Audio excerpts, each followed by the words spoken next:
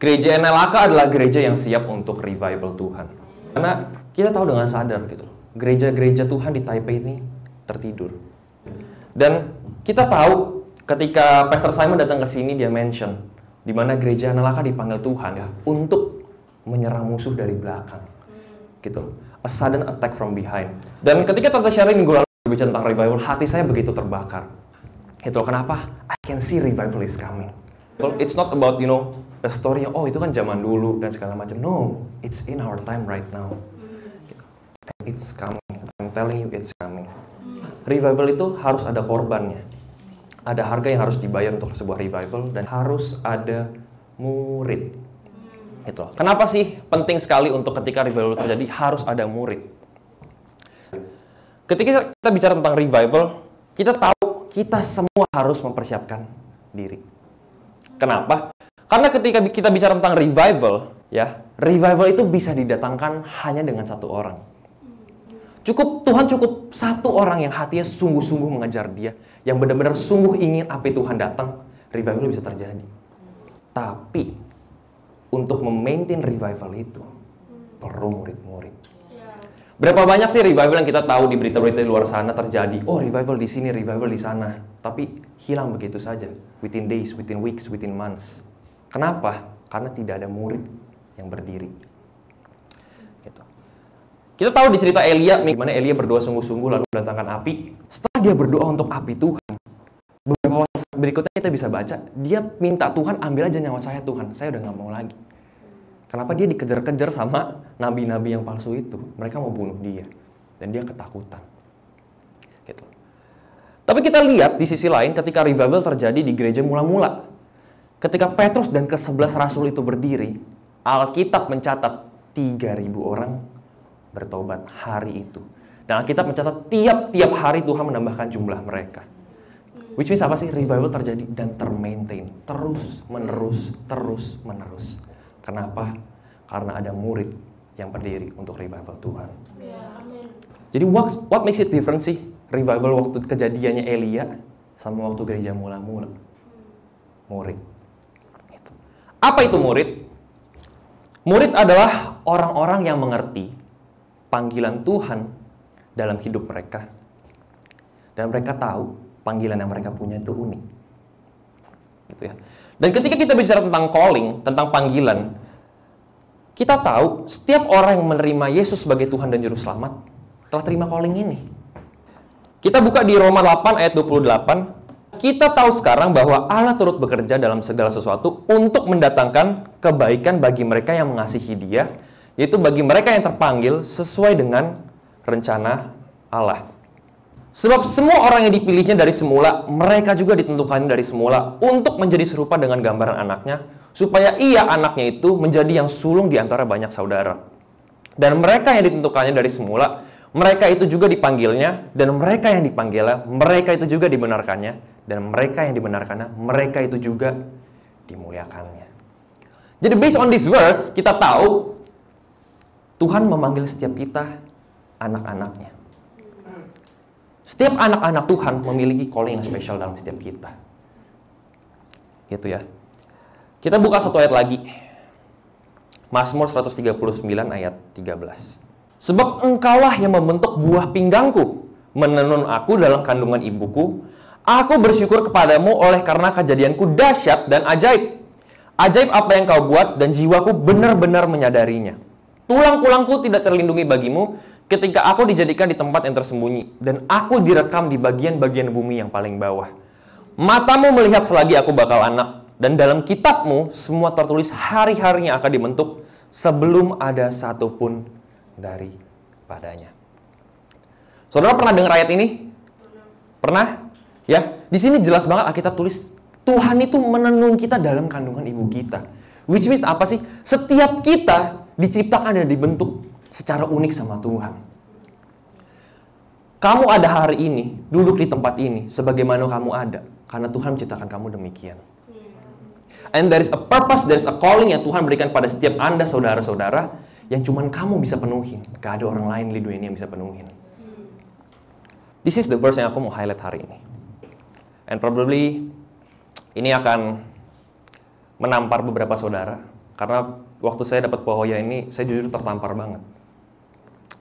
And I know ketika tamparan ini datang nih, Tuhan berbicara langsung. Aku udah baca ayat ini, tapi I've never realized. Nggak pernah kebuka. Gitu loh. Sampai waktu saya baca ulang lagi dan saya renungkan, tiba-tiba Tuhan kasih saya pewahyuan ini. Matius 22 ayat 14. Sebab banyak yang dipanggil, tetapi sedikit yang dipilih. Apa sih maksud ayat ini? Banyak yang dipanggil, tetapi sedikit yang dipilih. Kita di awal udah bahas, udah setuju ya? Setiap kita dipanggil Tuhan, betul? Tapi kenapa Alkitab bilang banyak yang dipanggil, sedikit yang dipilih? Kenapa? Berarti kan kalau kita bicara tentang dipilih, ada kriteria untuk dipilih. Contoh, saya punya pabrik, saya mau cari karyawan untuk kerja. Ini satu nih, dia datang melamar ke pabrik saya dengan CV-nya dia, ya kan, dengan kinerja dia. Oke, kamu masuk dulu ya, saya lihat kerja kamu bagaimana. Ya kan, dia bekerja secara rajin gitu kan. Lalu, oh ini kamu harus giniin. Saya sebagai bos memberikan arahan, ya kan. Kamu harus begini, harus begitu. Oh ya siap bos, dia kerjakan semuanya, ya kan. Gitu. Datanglah karyawan selanjutnya sih. Apa kabar bos? Gitu kan dia. Saya suruh kerja ini itu. Dia bilang, oh bos saya sarjana S3. Ini nih harusnya nggak begini bos kerjainnya. Caranya tuh begini bos. Menurut teorinya yang saya pelajari, harusnya begini, begitu. Gitu. Bosnya bilang, oh enggak, ini biasa kita lakukan begini. Nggak bisa bos, harusnya begini. Ya kan? Bosnya, ya sudahlah terserah kamu. Gitu kan? Dia kerjakan gitu. Sebulan, 2 bulan probation ya kan? Gitu. Kira-kira yang saya terima sebagai karyawan siapa? Yang ini S3 sih, yang itu mungkin S-Tyler ya. Ini S3 gitu loh. Tapi dia saya kasih tau apa nggak mau. Maunya kerjanya caranya dia pokoknya. Gitu loh. Nah, untuk pabrik contohnya ya kan, ada kriteria untuk dipilih sebagai karyawan. Kan lebih gampang dikasih tahu kan? Ya kan? Dan dia bersedia lakukan apa aja yang saya suruh. Banyak yang dipanggil, sedikit yang dipilih. Tandanya apa? Ada kriteria untuk dipilih oleh Tuhan. Kenapa nggak semuanya dipilih? Karena tidak semuanya masuk kriteria untuk dipilih. Oh, Tuhan berarti kalau nggak pilih, dia sayang dong sama saya. Nggak adil dong sama saya.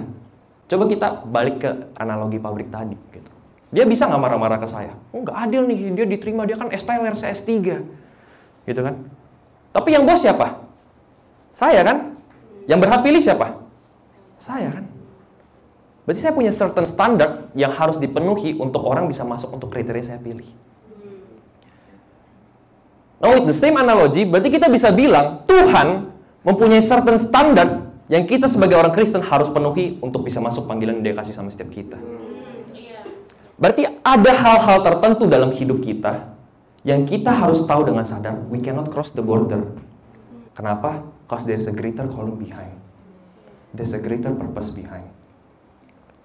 Amin. Nah tadi kita bicara tentang revival, di mana revival itu harus ada murid. Ya kan? Berarti ketika kita bicara tentang murid, murid ini tadi kita bicara ya kan, kita setuju adalah orang-orang yang mengerti dengan betul panggilan yang Tuhan kasih dalam hidup mereka itu unik. Ya kan? Berarti sekarang kita harus belajar dong, gimana caranya saya menjadi murid yang baik, yang sesuai kriteria Tuhan. Betul? Gitu ya. Kenapa? Karena kalau kamu tahu dengan jelas panggilan yang Tuhan taruh dalam setiap kamu dan betapa uniknya kamu di mata Tuhan, you will not live the life the same. Seperti bagaimana kamu tinggal sebelum kamu mengenal Yesus. Because when you are in Christ, now you see a greater purpose. Kenapa Tuhan bawa kamu ke tempat ini? Kenapa Tuhan jadikan kamu orang Indonesia? Kenapa Tuhan kirim kamu ke Taiwan untuk belajar? There is a greater purpose behind it. Amin. So hari ini saya mau kupas tentang kriteria murid yang baik. Bagaimana sih caranya? Tadi kita bahas tentang dipilih. Apa sih kriteria Tuhan untuk dipilih? Apa sih kriteria murid yang Tuhan pilih? Gitu. Pernah dengar istilah FAST? F-A-S-T? Yes. Pernah? Ya? FAST berbicara tentang faithful, available, submissive, and teachable. Faithful, setia, available, menyediakan diri, submissive, menundukkan diri, dan teachable, mau diajar. 4 kriteria ini adalah 4 karakter yang seorang murid yang baik punya. Gitu. Dan saya akan kupas satu-satu hari ini. Kita buka dari F, faithful, setia. Gitu ya. Lukas 16 ayat 10 ditulis, barang siapa setia dalam perkara-perkara kecil, ia setia juga dalam perkara-perkara besar. Dan barang siapa tidak benar dalam perkara-perkara kecil, ia tidak benar juga dalam perkara-perkara besar. That means murid yang baik, dia akan setia dalam tanggung jawab yang Tuhan berikan dalam hidupnya. Ketika kita bicara tentang setia, saya setia sebagai apa sih? Saya setia sebagai pekerja tadi. Ya kan? Saya akan setia sama bos saya akan lakukan bagian saya dengan baik. Ketika kita bicara tentang pelajar, saya sebagai pelajar, saya akan menjadi pelajar yang baik. Ya kan? Gitu. Dan ketika kita bicara tentang panggilan hidup kita akan jadi murid yang baik. Murid yang setia. Gitu ya. Ketika Pastor Salim sama Tante Shirley bagiin tentang otoritas gitu ya. Dan I really like it gitu, dimana ketika kita di bawah otoritas kita perlu belajar menundukkan diri, ya kan, dibentuk kayak odol yang dipencet gitu kan, dan lain-lain gitu loh. Kenapa? Karena that's called faithful. Papi saya dulu selalu ajarkan ke saya bilang gini, Timmy, kalau kamu mau jadi orang tua yang baik, kamu harus jadi anak yang baik. Kalau kamu mau jadi orang tua yang baik, tapi kamu nggak bisa jadi anak yang baik, you will never be orang tua yang baik. Berapa banyak sih anak-anak muda di sana kita tahu, di luar sana, yang kepahitan sama papanya, ya kan? Nggak sembuh lukanya. Dan one day dia bilang, saya nggak akan seperti papa saya akan menjadi ayah yang lebih baik. Do you think dia akan jadi ayah yang lebih baik? No. Everything starts at your home. Semua dimulai dari rumah. Kamu nggak bisa jadi anak yang baik, kamu tidak akan jadi orang tua yang baik. Everything starts in the church. Kamu nggak bisa menjadi pengikut yang baik, kamu tidak akan bisa jadi leader yang baik. Dan kalau kamu di gereja nggak bisa jadi leader yang baik, apalagi di luar sana. Kamu di dalam gereja dibentuk karakter sedemikian rupa dengan orang-orang yang Tuhan kasih di dalam gereja yang begitu penuh dengan belas kasihan, penuh dengan anugerah. Dan kamu lari-lari. Do you think you can survive in the outside world yang lebih jahat? Emang bos kamu di luar sana pikirin suruh-suruh kamu kerjain misalnya bagian-bagian dia tahu harus bukan bagian kamu dikerjain. Emang dia pikirin? Enggak kan? And you think kamu di dalam gereja kamu nggak bisa dibentuk and you cannot survive pembentukan karakter, ditegur, didisiplin, you can survive in the outside world? No. Semua dimulai dari sini. Kalau kamu di sini mau dibentuk, kamu mau setia. Di luar pun kamu jadi. Amin. Setia ini prinsip atau nilai paling basic yang Tuhan kasih sama kita. Setia dalam perkara-perkara kecil. Kita jaga ketuhanan kita. Baca Alkitab, berdoa. Ini yang membuat kenapa NLAK itu NLAK. Ini DNA-nya kita. Gitu ya. Ada 5 nilai dalam gereja NLAK yang kita pegang. Ya. Yang pertama, kita pegang nilai ketuhanan. God is number one. Above all things, God is number one. Ya kan? Lalu yang kedua, penginjilan. Tanpa penginjilan, gereja Tuhan mati. We know it. Gitu ya. Dan ketiga, pemuritan. Tanpa murid, nilai dan visi yang Tuhan kasih sama generasi itu habis di generasi itu. Nggak bisa lanjut ke generasi selanjutnya. Yang keempat, gereja lokal.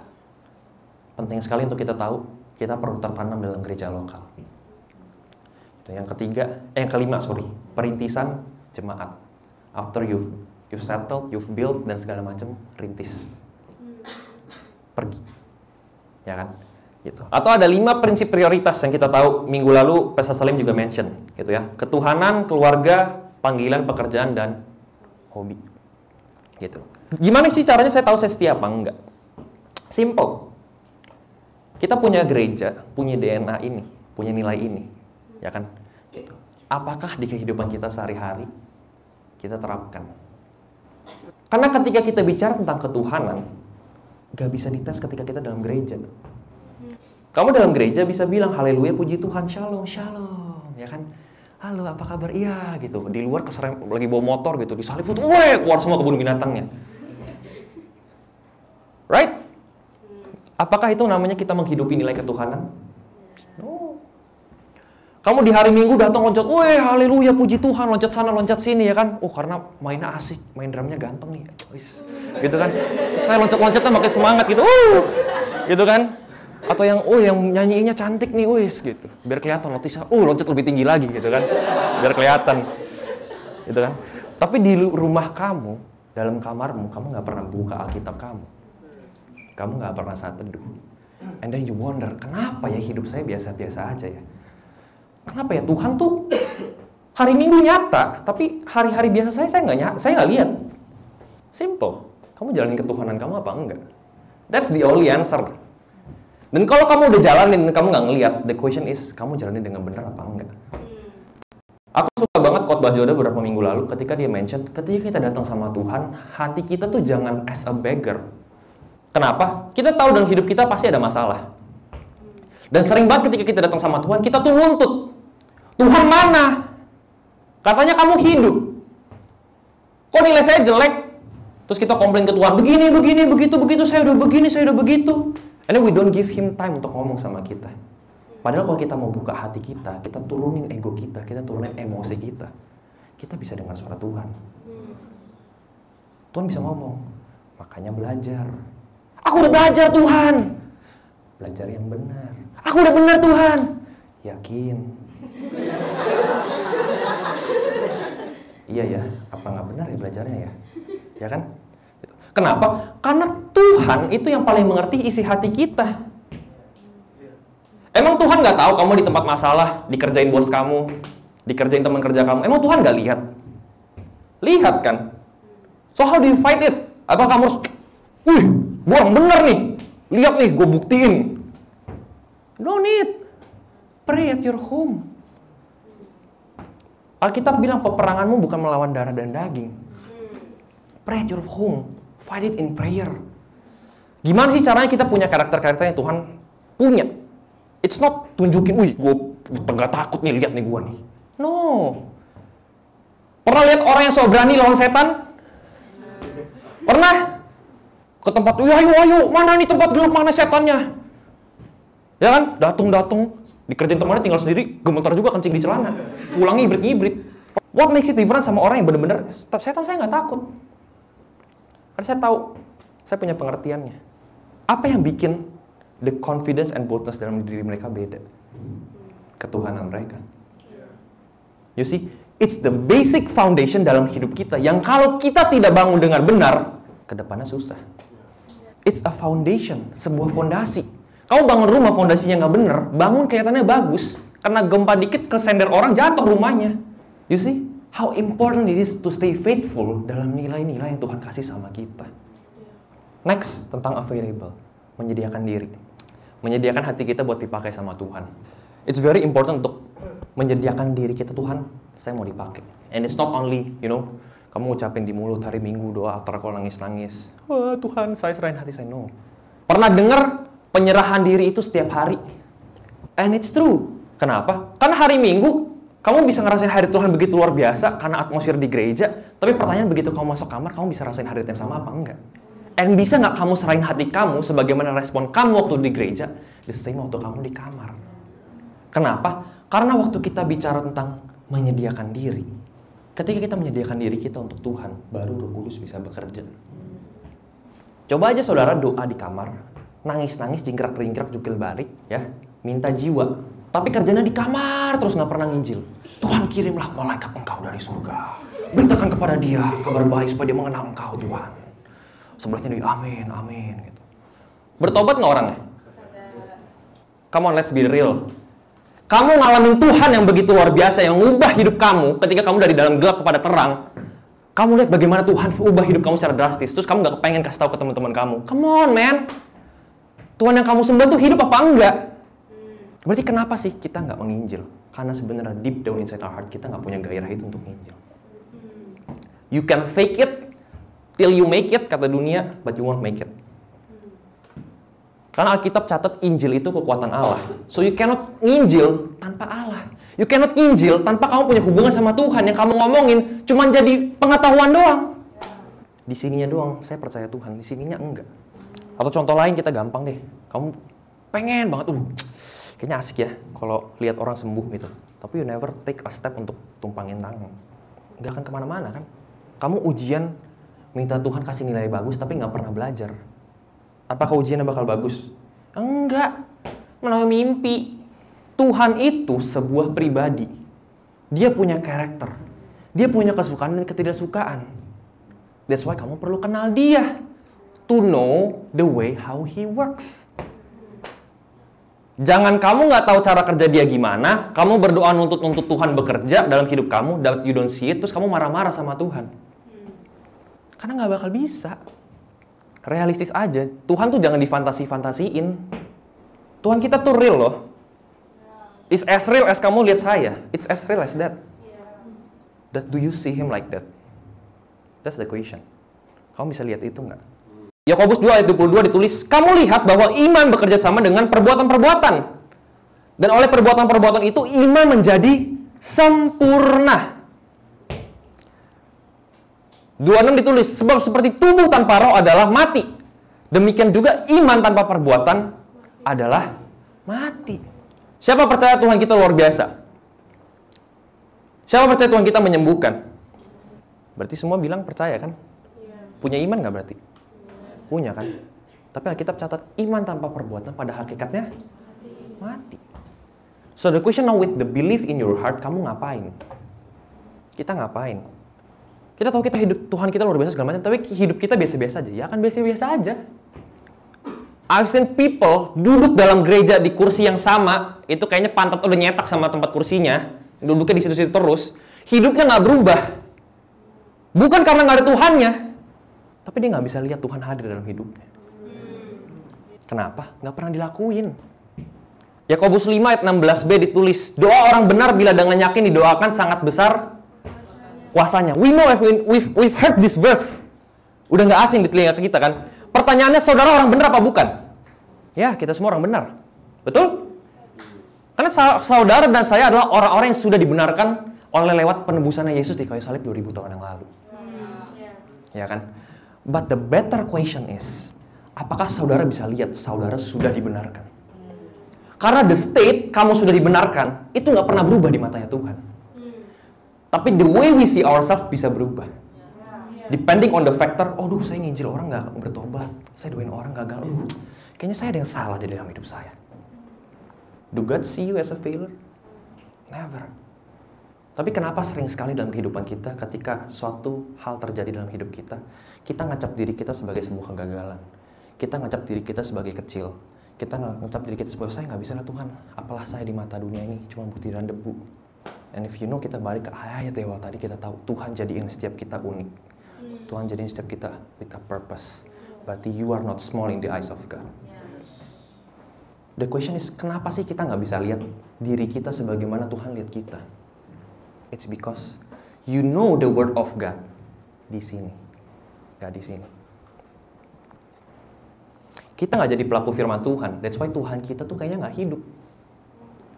Yohanes 8 ayat 31 mengatakan, maka katanya kepada orang Yahudi yang percaya kepadanya, jikalau kamu tetap dalam firman-Ku, kamu benar-benar adalah murid-Ku. Dan kamu akan mengetahui dan kebenaran itu akan memerdekakan kamu. Ditulis orang-orang Yahudi yang percaya. Berarti Yesus lagi ngomong sama orang percaya apa bukan? Orang percaya. Dia ngomong sama siapa sih? Sama kita. Kalau kamu tetap dalam firman-Ku, maka kamu benar-benar adalah murid-Ku. Dan kamu akan mengetahui kebenaran, dan kebenaran itu akan memerdekakan kamu. KJV version ditulis, so Jesus said to the Jews who had believed him, if you abide in my word, you are truly my disciples. And you will know the truth, and the truth will set you free. Yesus pakai if you abide. KJV ya, aku lebih suka ESV version. If you abide in my word. Abide itu bicara tentang apa sih? Aku cari-cari, and I really like the definition. Abide. To endure without yielding. You know with the truth, kamu tahu kebenaran itu apa, and you stand with it, no matter what happens. No matter what happens. Kenapa? Karena begitu kamu tahu kebenaran, kamu hidupi kebenaran, orang-orang di luar sana akan mulai benci sama kamu. Sok suci lu, si paling anak Tuhan, diajakin nyontek nggak mau, diajakin bolos nggak mau. Will you stand with the truth, atau kamu ikut mereka? Kenapa? Karena kita tahu ada harga yang harus dibayar untuk ikut Tuhan. Keselamatan itu gratis. It's for everyone. Tuhan mau selamatin semua orang. Tapi pertanyaan, abis diselamatkan mereka mau nggak ikut Tuhan? That's the problem. Makanya ayat itu tulis banyak yang dipanggil, sedikit yang dipilih. Kenapa? Sedikit yang mau dipakai sama Tuhan. Kenapa? Kalau kamu mau dipakai sama Tuhan, kamu pasti dibentuk dan diproses. Siapa yang suka dibentuk? Siapa yang suka diproses? No one. Kamu buat salah ditegur sama Tuhan, kamu buat salah kayak gini, jangan buat lagi. Emang enak? Nggak enak lah, come on, kita realistis aja loh. Nggak apa-apa, enak kok, saya udah bahagia. Bahagia di depan, kan di belakang, itu gara-gara itu, ini. Ya nggak? Siapa pernah ditegur orang tua terus nggak ngomel di belakang? Kita realistis aja, kenapa? Dibentuk tuh nggak enak. Tapi pertanyaannya, kamu mau nggak abide in His word? Matius 10:34-42. Yesus bilang, jangan kamu menyangka bahwa aku datang untuk membawa damai atas bumi. Aku datang bukan untuk membawa damai, melainkan pedang.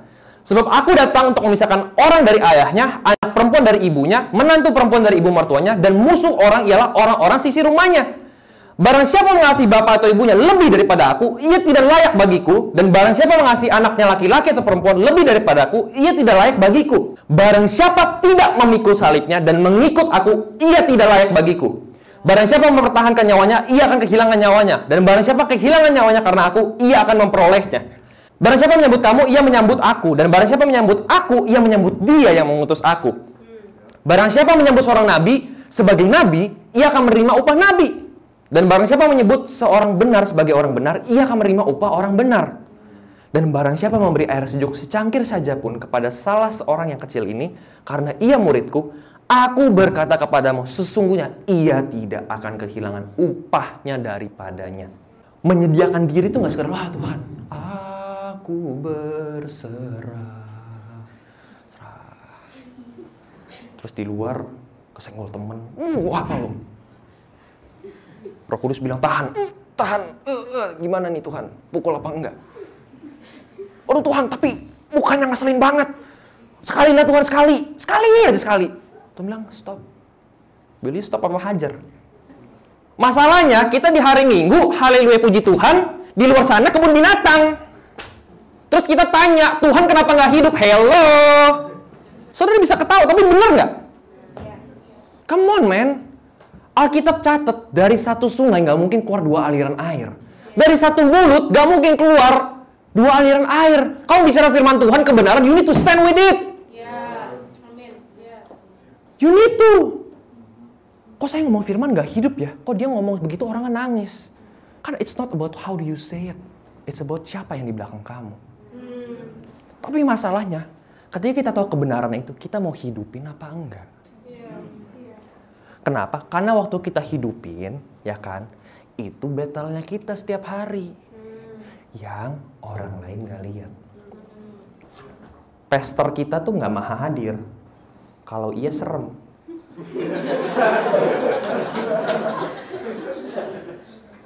Tiba-tiba lagi makan kan, tim gitu. Ngeri. Ya enggak? Tapi Tuhan tuh maha hadir. Betul? Betul, kita semua tahu kan Tuhan maha hadir, betul? Nah, masalahnya waktu kamu mau misuh-misuh tadi, mau mukul, mau gedok, mau bejek-bejek orang, kamu sadar nggak Tuhan juga hadir? Dan kamu hormatin dia nggak dalam hidup kamu? Kamu nggak pernah hormatin dia dalam hidup kamu dengan apa yang kamu lakukan. Terus kamu tanya, Tuhan kenapa nggak hadir dalam hidup saya?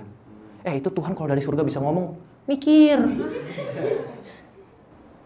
Tuhan kita tuh Tuhan yang realistis loh. Dia nggak fantasi. Dia tuh sebuah pribadi, ada karakteristiknya. Kok dia ngomong satu patah kata, orangnya nangis, saya enggak, kenapa? Ada Tuhan dalam hati dia yang dia hidupi. Ada urapan dalam di hidupnya. Ketika dia bicara, itu bukan keluar dari dia doang.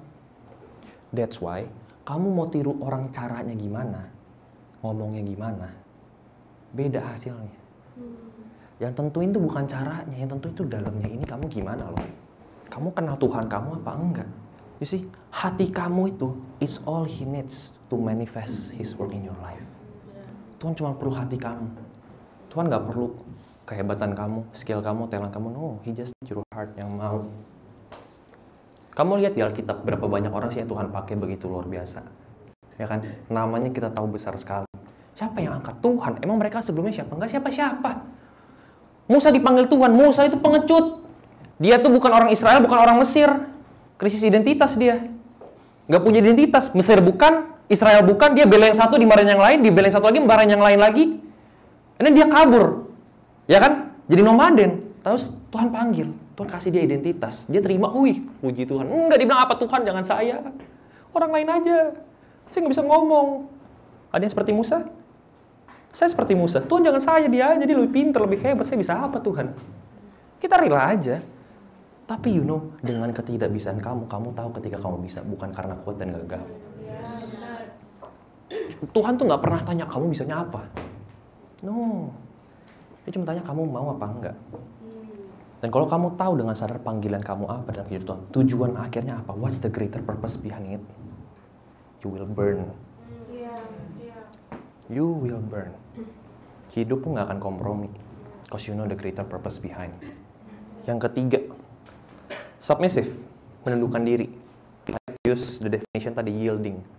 Menyerahkan yang harusnya kamu nih, haknya saya nih, tapi saya serahin deh dengan sadar.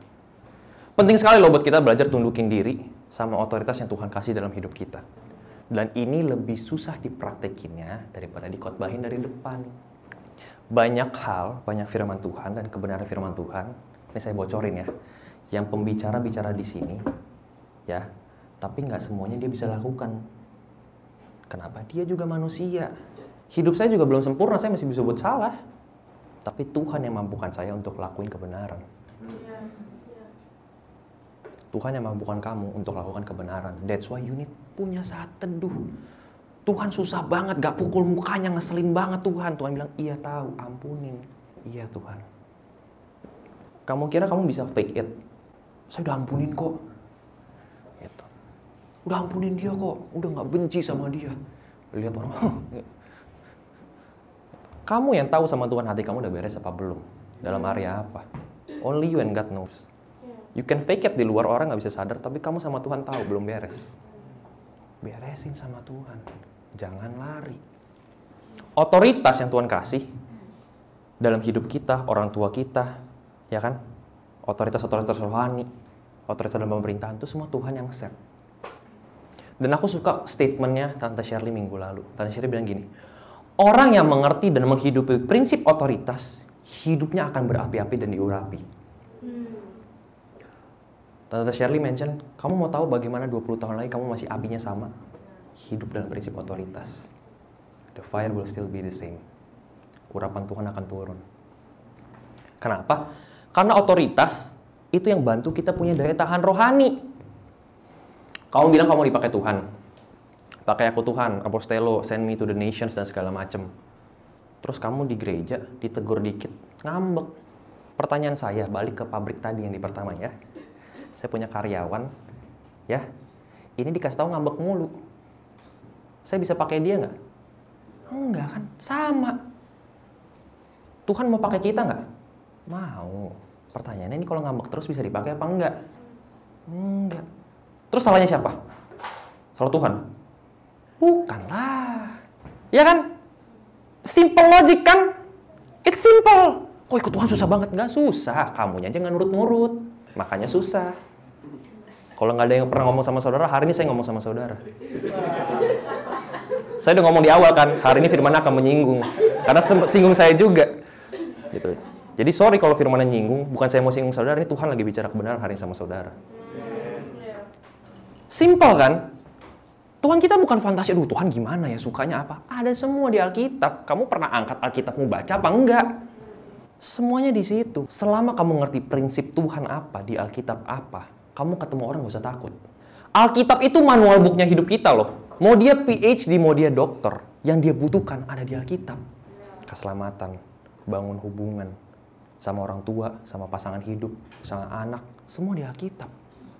Otoritas di Alkitab ada. Aku suka banget ngomongin otoritas. Kisahnya Daud.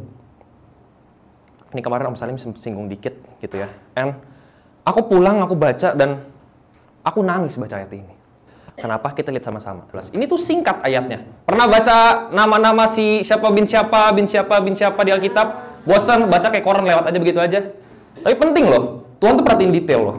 Tuhan kita Tuhan yang detail, diperhatiin. 2 Samuel 23 ayat 8 sampai 17. Ayat 8. Inilah nama para pahlawan yang mengiringi Daud. Isbaal orang Hakmoni, kepala Triwira, yang menginginkan tombaknya melawan 800 orang yang tertikam mati dalam satu pertempuran. Wis. Gagah sekali. Daud ini punya panglima tuh 30. Dan dari 30 ini dia punya Triwira. 3 yang paling atas, yang paling dekat dan paling tinggi urapannya. Gitu ya. Jadi walaupun ini 30-nya pahlawan-pahlawannya gagah perkasa dia, dari 30 ada 3 lagi. Gitu ya. Ini top 3-nya nih. Top 3-nya pasukannya Daud. Gitu ya. Yang pertama namanya Isbaal, gitu ya. Alkitab catat, ia ngayuni tombaknya lawan 800 orang tertika mati dalam satu pertempuran. Kamu bayangin, satu orang lawan 800. Wow. Diurapi nggak? Diurapi. Gitu ya. Next, ayat 9. Sesudah itu, Eliezer anak Dodo, anak orang Ahohi, ia termasuk ketiga pahlawan itu. Ia ada bersama-sama Daud ketika mereka mengolok orang-orang Filistin yang telah berkumpul di sana untuk berperang, padahal orang-orang Israel telah mengundurkan diri. Tetapi ia bangkit dan membunuh demikian banyak orang Filistin sampai tangannya lesu dan tinggal melekat pada pedangnya. Tuhan memberikan pada hari itu kemenangan yang besar. Rakyat datang kembali mengikuti dia hanya untuk merampas. Jadi Eliezer si anak Dodo ini siapa sih? Ini pahlawan Tuhan. Satu pasukan Israel semua mundur. Dia berdiri stand on his ground. Dia pegang pedangnya, dia tumpas semua. Sampai Alkitab catat, saking capeknya tangannya sama pedang tuh lengket. Nggak bisa dibuka tangannya. Se-fight itu loh dia. Dan Alkitab catat, Tuhan yang memberikan pada hari itu kemenangan yang besar. Lewat berapa orang? Satu loh. Rakyatnya cuma datang ikut dia hanya untuk merampas. Satu yang berdiri bawa kemenangan untuk satu bangsa. Next. 11. Sesudah dia sama anak Age, orang Harari, ketika orang Filistin berkumpul di Lehi, di sana ada sebidang tanah ladang penuh kacang merah. Dan tentara telah melarikan diri dari hadapan orang Filistin. Maka berdirilah ia di tengah-tengah ladang itu. Ia dapat mempertahankan dan memukul kalah orang Filistin. Demikianlah diberikan Tuhan kemenangan yang besar. Prinsipnya sama lagi loh. Pasukannya mundur, dia berdiri di tengah-tengah ladang kacang merah. Karena dia berdiri, kemenangan Tuhan datangkan untuk Israel. Jadi ini orang-orang yang luar biasa yang diurapi Tuhan. Bukan cuma karena mereka ngomong saya mau dipakai, tapi they stand. Semua lari, saya berdiri. Semua mundur, saya maju. Saya stand with the ground. Berarti dia apa? Dia tahu siapa dia di dalam Tuhan, siapa Tuhannya, dan dia berdiri untuk kebenarannya. That's why kerajaan Daud begitu luar biasa. Kenapa? Ada orang-orang yang bukan cuma bilang di mulut dong saya mau dipakai Tuhan. Dia berdiri, pertaruhkan nyawanya untuk kebenaran. Dan Alkitab catat Tuhan berikan kemenangan yang besar karena satu orang itu berdiri. Ini orang-orang yang sangat luar biasa. Dan kita lihat 13. Sekali datanglah 3 orang dari ke-30 kepala mendapatkan Daud menjelang musim menuai dekat gua Abdullam, sedang pasukan orang Filistin berkemah di lembah Refaim. Pada waktu itu Daud di dalam kubu gunung dan pasukan pendudukan orang Filistin pada waktu itu ada di Bethlehem. Lalu timbullah keinginan pada Daud. Ia berkata, sekiranya ada orang yang memberi aku minum air dari perigi Bethlehem yang ada dekat pintu gerbang. Jadi ini di Daud ngomong doang. Aduh kayaknya enak ya air dari Bethlehem gitu. Dia cuma ngomong kan. Sekiranya ada orang, aduh coba deh ada orang yang bisa ke Bethlehem. Tapi masalahnya kan ayat 14, pasukan pendudukan orang Filistin waktu itu ada di Bethlehem. Jadi itu tempat lagi didudukin sama musuh. Terus Daud cuma ngomong, kayaknya enak ya kalau ngambil air dari sana. Minum air dari sana tuh enak kayaknya. Gitu loh.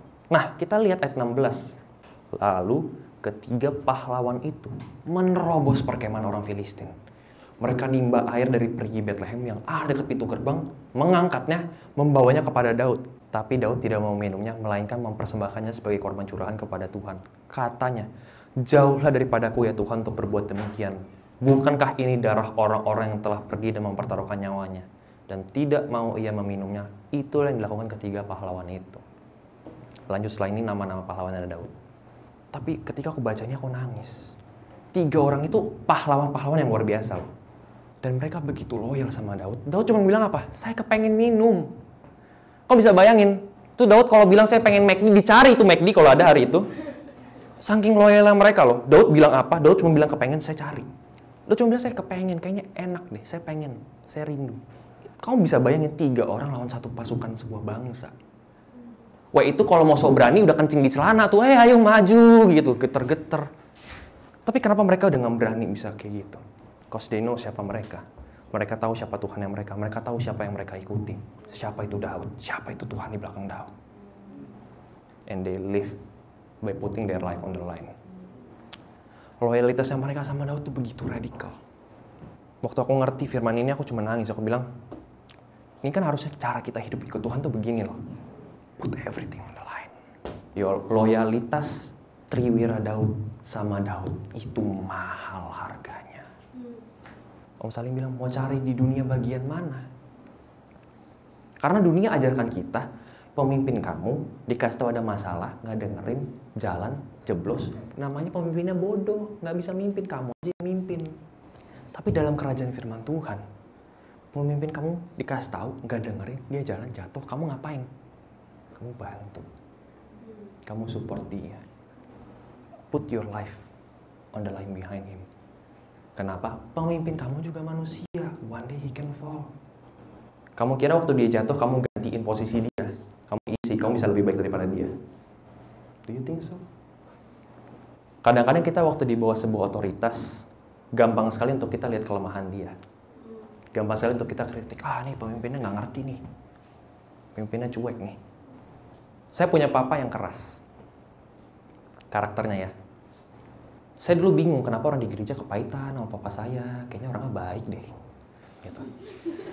Yang kenal papa saya ketawa tuh. Hahaha, ngerti kalian. Sekarang udah berubah, sudah bertumbuh jauh. Tapi ini dulu ya. Gitu. Dulu saya kecil nggak ngerti gitu loh. Tapi waktu saya mulai remaja, waktu remaja kan kita mulai punya pemikiran sendiri, feeling kita mulai main dan segala macam gitu ya. Dan sering banget tuh saya argumen sama papa saya tentang satu dan lain hal dalam dan luar gereja. Gitu. Sering sekali waktu papa saya ngomong, Timmy, prinsipnya harusnya begini. Nggak bisa kayak begitu. Alkitab ajarkan begini. Pak, tapi nggak bisa, Pak, nggak enak. Papiku bilang, siapa yang bilang enak? Alkitab nggak tulis kamu lakuin enak. Iya sih, bener ya. Gitu. Ya udah lakukan, oke gitu. Oke di depan di kamar, nggak ngerti nih papi nih. Nggak mau mengerti aku. Nggak mau dengerin aku. Dan itu sering. Natalius, aku sering loh dulu gitu. But I went to the process.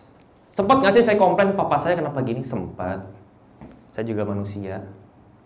Tapi kita pegang prinsip Alkitab, otoritas yang Tuhan kasih dalam hidup kita, membentuk kita, membentuk karakter kita, membentuk mental rohaninya kita.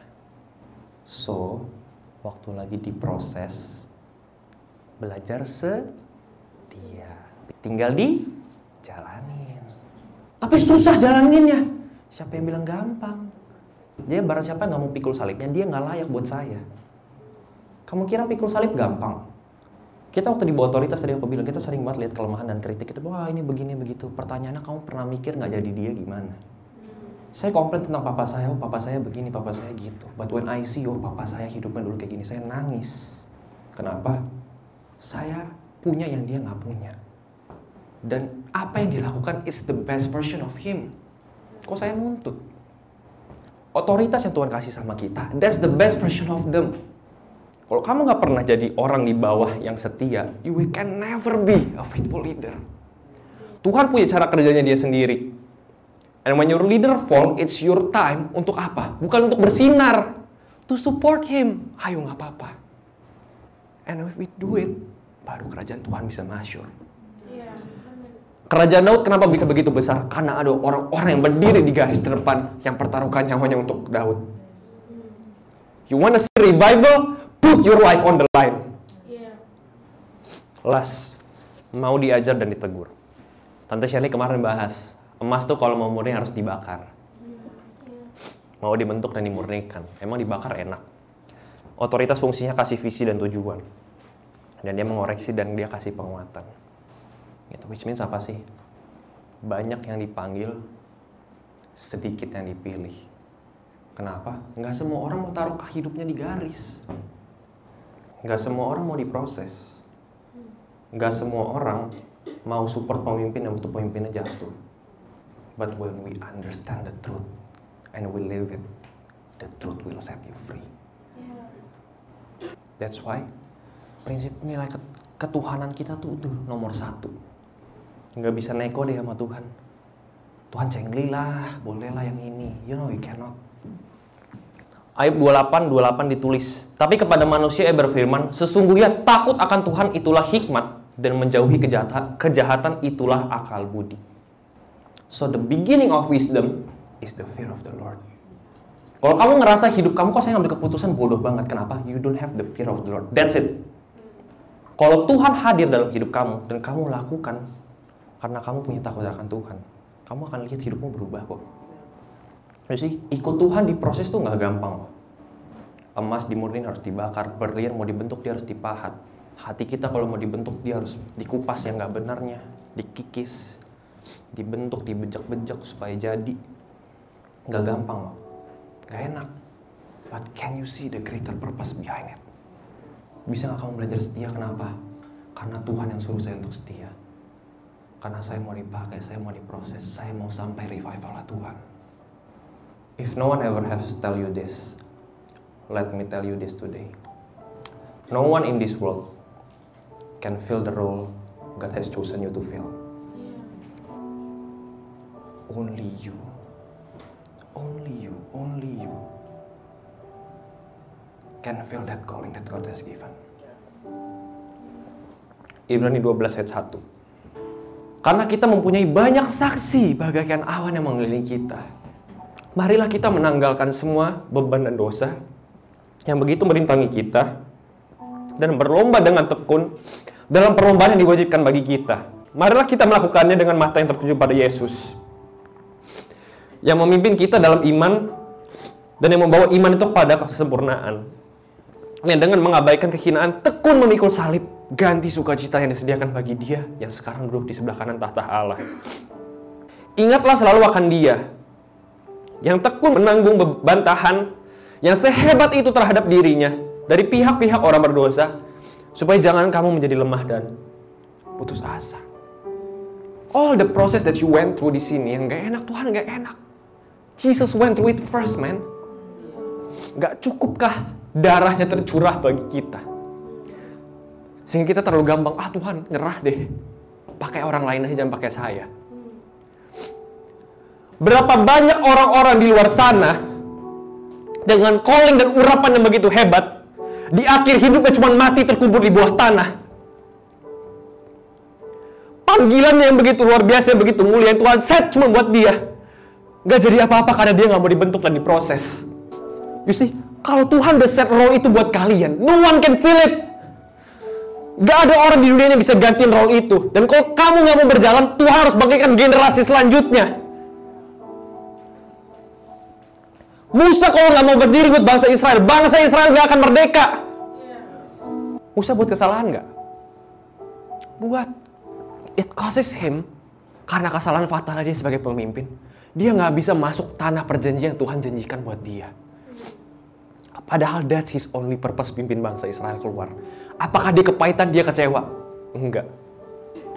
Kenapa? He see the greater purpose behind. Ibrani 12 ayat 1 tadi tulis, kita tuh punya banyak saksi bagikan awan yang mengelilingi kita.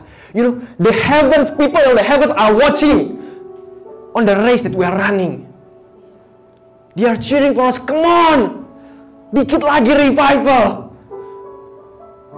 Berapa banyak tapi orang menyerah begitu aja karena gak mau diproses, karena gak mau setia.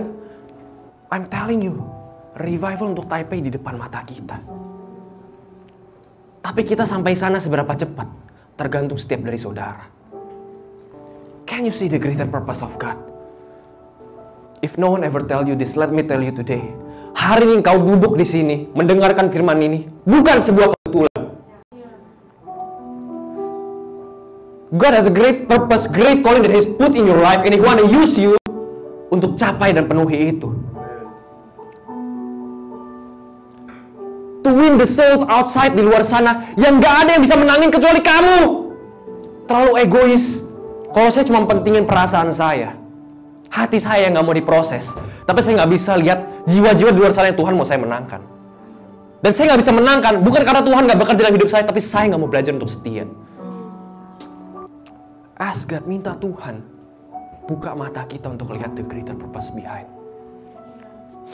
Tuhan, prosesnya gak enak. Saya tahu saya lagi bentuk gak enak, Tuhan, I wanna run. Tapi Tuhan, kasih saya mata untuk melihat the greater purpose behind. Give me the heart, give me the strength, give me the spirit, so I can walk with you. Keep on functioning. Saya Sherry bawain itu kemarin. Terlepas otoritas kamu bentuknya gimana, keep on functioning. Karena kamu berperkara sama Tuhan. Kalau otoritasmu nggak benar, biarlah dia berperkara sama Tuhan. Daud dalam hidupnya punya Saul sebagai otoritas. Emang benar. Tapi kenapa Daud bisa masuk dalam panggilan yang Tuhan kasih? Karena dia setia. Dia punya kesempatan 2 kali untuk bunuh Saul. 2 kali. Dan dia nggak ambil. Karena he can see the greater purpose. Dia tahu cara Tuhan bekerja nggak kayak gitu. Saudara orang yang sudah dibenarkan Tuhan, setuju? And God has given you more than enough untuk saudara jadi berkat untuk orang di luar sana. Use what you have, and more will be added unto you. Pakai yang saudara punya. Musa dipanggil Tuhan, Musa cuma bisa ngapain? Cuma bisa ngomong. That's the only thing he has. Dia nggak punya identitas sebagai orang Mesir, nggak ada. Dia cuma punya bisa ngomong, dan Tuhan pakai itu untuk dia memimpin sebuah bangsa yang luar biasa. Kalau Musa bisa dipakai Tuhan sebegitu luar biasa, what about you and me? Can't you see? Di balik proses semua ini, ada revival yang menunggu kita di depan sana. Siapa yang hati-hati terbakar mendengar firman ini? Siapa yang dengar firman ini hari ini mau berdiri? Mau bilang dan berdiri, Tuhan, I want to be that man, I want to be that woman standing on the line with you. Because I can see the greater purpose behind. Aku mau belajar untuk setia. Setia dalam prinsip-prinsip yang Tuhan berikan. Setia dalam otoritas yang Tuhan berikan. Because I can see the greater purpose behind. I want to fulfill that calling yang Tuhan telah letakkan every one of you uniquely. Tuhan bisa bawa kemenangan yang begitu luar biasa. Only with one man standing on the line. All he need is one man standing on the line. I'm not talking only on Sundays. Putting your life on the line is not on Sundays. It's on your daily life. Setiap hari kamu di tempat kerja, kamu di sekolah. Kamu berperkara sama Tuhan langsung. Do you stand on the line or not?